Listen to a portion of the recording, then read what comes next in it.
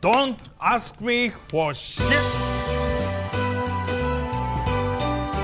What I will say at the start of this, I know there's a lot of people who are panicking. They're saying Tekken is cooked without Harada. Season 3 is cooked. There's no way they can fix the game without Harada. Because Harada was one of the main reasons that this game started to move in the right direction. First off, I always bring up of why did they even bring in that new team of developers? We were literally talking about it yesterday when I was raging in rank. I was like, the people who's been making Tekken forever, why did they feel the need to get rid of those guys and then bring in a new team? Now, the idea that I remember people saying at the time, and I don't know if it was true, I think it was just speculation, but people were saying that the old team of developers are in fact all old, and they were trying to bring in the new wave so that Harada, Michael Murray, and his old development team could all leave at the same time. And the new Soul Calibur guys was kind of like the Katsu's team that he was working with in Soul Calibur, so that's why all of those guys were put at the front in Tekken 8. Now, I don't know how true that is, but I just remember that is what people were saying. But Harada was the one who brought everyone in and was like, okay, you guys off the project, these guys on the project, this, let's fix that, let's do this, let's do that, apologies. When you talk about that now being gone, you don't have that guy there to bring everyone together and say, hey, this is not what the game is supposed to be. Let's reel it back. I feel like now is a good time. Like, what is he going to do? He's going to stay there and like handhold Nakatsu for 7 more years. Every time Nakatsu makes a mistake, Harada's going to take him into the meeting room and give him a paddling. You did everything you can. You worked with Nakatsu for like 15 years. If things go left, it goes left. And that's the thing. Like, you can only do so much. He literally worked on this franchise for 30 years. What more can you ask from him? But this is the quote that I was referring to. Tekken 9 will be our last work before retirement. This is what Harada said, referring to himself and Michael Murray. The reason why I think Michael Murray isn't going just yet, one, someone is going to take Harada's position, and Michael Murray probably wants to make sure that transition goes smoothly. Show the new guy around the ropes and introduce him to everyone and try to make sure that relationship is as good as possible. That's probably what Michael Murray is going to do for the remainder, is then he'll go to. Nakatsu is taking over. Well, see, this is something that I was telling everyone at the start of season 2, right? We all know that Harada was there at the start of Tekken working on things. In Tekken 3, he got promoted. The guy who created Tekken and Virtual Fighter, he left. Harada, from that point, just started making the game the best way he could. In Tekken 4, Michael Murray was hired to work on the game, and then that's when he started doing, I can't remember what exactly he was doing, but he was doing some things. He was doing whatever he was doing it so well to where in Tekken 5, he got a promotion, and now he's working hand in hand with Harada. And those two guys make Tekken 5, they make Tekken 6, and then Tekken Tag Tournament 2 is when Nakatsu shows up. Nakatsu did so well in Tekken Tag Tournament 2, right? A lot of you guys say that's your favorite Tekken and it's most underrated Tekken. Nakatsu did so well at Tag 2 that he got a big promotion in 7. Tekken 7 was still heavily moderated by Harada and Michael Murray, but you also got to keep in mind that that game was made on a small budget because Tekken Tag Tournament 2 failed, so Tekken 7 didn't get all the resources. So Harada, if you believe the rumors, had to beg Bandai Namco to get that game to be made. Now, Tekken 7 did wonderful. Once again, a big portion of that was Nakatsu. During the lifespan of Tekken 7, Nakatsu got promoted like 2 times. Nakatsu now was a major player in the world of Tekken, and he was shaping up to be the guy to take full control once Harada and Michael Murray goes. In Tekken 8, him and his team had pretty much total control over the game. They got a little crazy. I hope that Nakatsu understands where he went wrong and how to prevent it from happening in the future. This could possibly be a good thing. Maybe we get someone who will take Tekken lore more seriously and flesh out the origins of the Devil Gene and how it actually works. Also, what I will say, a lot of the great ideas came from Nakatsu as well. The new ideas they had in terms of like content, in terms of like, Tekken Lounge and Arcade Quest and story and stuff like that was great. The new ideas they had in terms of balance, not so great. And that's the thing, is like, if they can balance that, if they can fix that, perfect. Thank you for the dono. Hopefully they'll make a big deal at the Game Awards for Harada. Right as you said that, Jeff Keighley responded, so he's most certainly aware. And yeah, I think they should say something. If it wasn't for Tekken, who knows how big or how successful PlayStation would have been. That's why even to this day,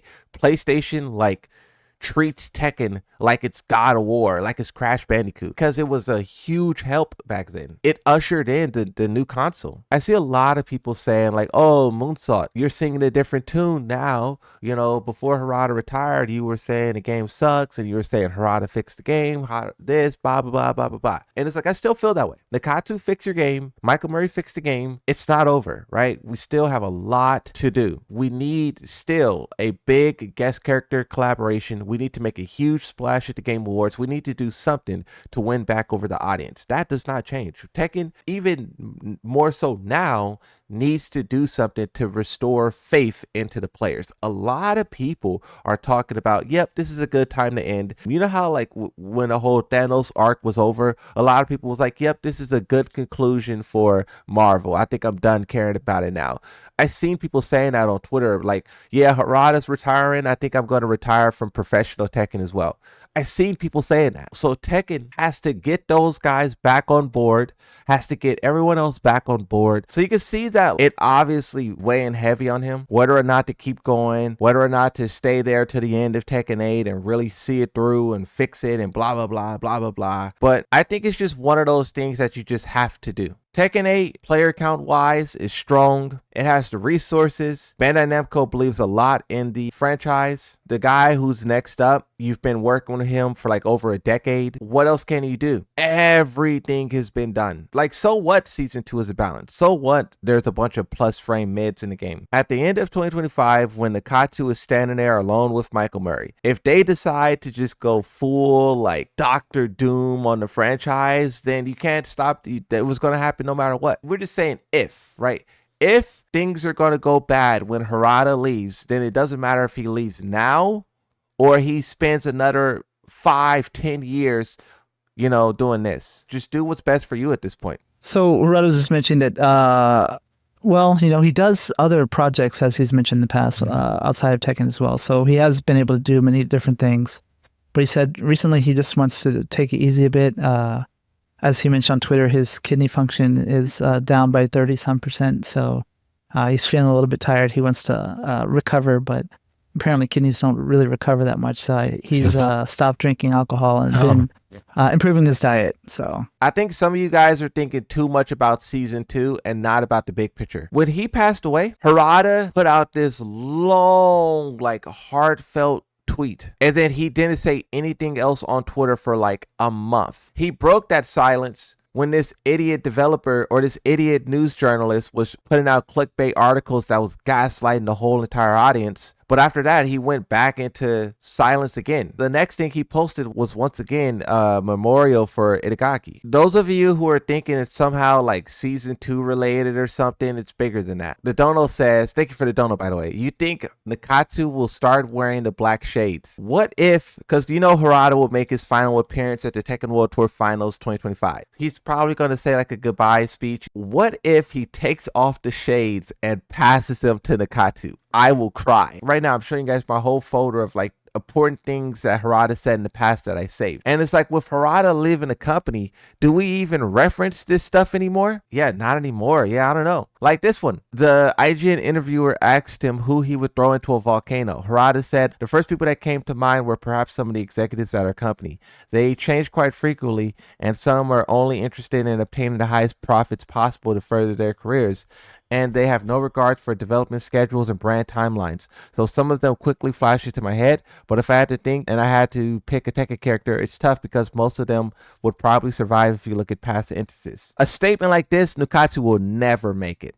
He can't make it. This is before they announced the Battle Pass. This is before they did skins. You can see that the executives at Bandai Namco was trying to force their will onto the game, and Harada was there to say no. At least for some of it, he tried. That's the most important thing. It's like Harada really tried to put the players first. I know people probably won't believe me when I say that, but he tried. Statements like this is proof of it. But with Harada, that force of nature being gone, who can stop those executives? Nakatsu doesn't have the power, bro. He doesn't have the power to stop those executives from enforcing their will on Tekken 8. You have this one from Michael Murray about modding. So in Tekken 7, people were modding characters into the game. People were modding movesets. People were modding stages. Modders were doing what modders do. At the start of the game, whoever tried to come down on mods. And I personally think Harada stopped him, because you also got to keep in mind that he said marketing side of Tekken was separate from the balancing team, and he restructured the company to put both of them under his control, so he could basically tell those guys to stop doing that, stop going after mods, stop trying to sell stage separately, stop doing all this greedy garbage. But once again, with Harada out of the window, who is going to keep those marketing guys in check? You also have this tweet here where someone was asking for a no heat mode, and I believe Harada said in response to this that if you want a no heat mode, go play an older Tekken. So look, we were looking at the good sides of Harada, where he's defending the players and what they want and blah blah blah blah blah blah. But here's the bad side. A lot of people want a no heat mode. A lot of people want a tag mode of this or that, and Harada says no. Now that he's gone, will Nakatsu do it? So there, Harada is talking about how a lot of people want older Tekkens to be re-released, and he was kind of saying no, he's not going to do it because people only play it until the nostalgia runs dry, and then they go back to playing the most current Tekken. But you can see here that he was considering changing his mind. Will Nakatsu continue that thinking? So I don't know. I was just thinking about whether or not, and I have more, right? I have more quotes. I have more quotes from Harada. It goes on and on and on and on. And I was just thinking about whether it matters. Maybe it does matter as a reference, like I could reference it, but using it as like a rule book, I think is kind of out. You know, like when people were arguing about this and that, and I'm like, nope. Here's a screenshot where Harada said this. I think those days are over. We'll say, here's what Harada said at the time, but who knows if they're still following this. See, something like this, does this even matter? Does this confirmation even matter anymore? Probably not. This tweet probably doesn't matter at all anymore. So if I was to answer this question that I put into the chat of, well, it's a poll, is Tekken cooked without Harada? I would say no. Because the way that I'm looking at it is because whether Tekken lives or dies, it would have happened with or without Harada. The same way Season 2 did. For some weird reason, Mortal Kombat players were celebrating. Mortal Kombat players was like, let's go. Finally. That's weird. On the topic of Mortal Kombat though, Ed Boon, he's the last one. Ono, Street Fighter's leader for a very long time, he's gone. Harada, Tekken's leader for a very long time, he's now gone. The only remaining kind of like founder figure for the big three is Ed Boon with Mortal Kombat. But when you talk about Netflix buying Warner Bros., a lot of people were saying what's going to happen to the gaming division. And personally, I don't know how Ed Boon feels about his career and whatnot, but if I was Ed Boon, if those guys were jerks, I would just retire. Trying to tell me to do this and trying to tell me to do that, and I got to get on the phone every day with Netflix, I would retire. That's what I would do.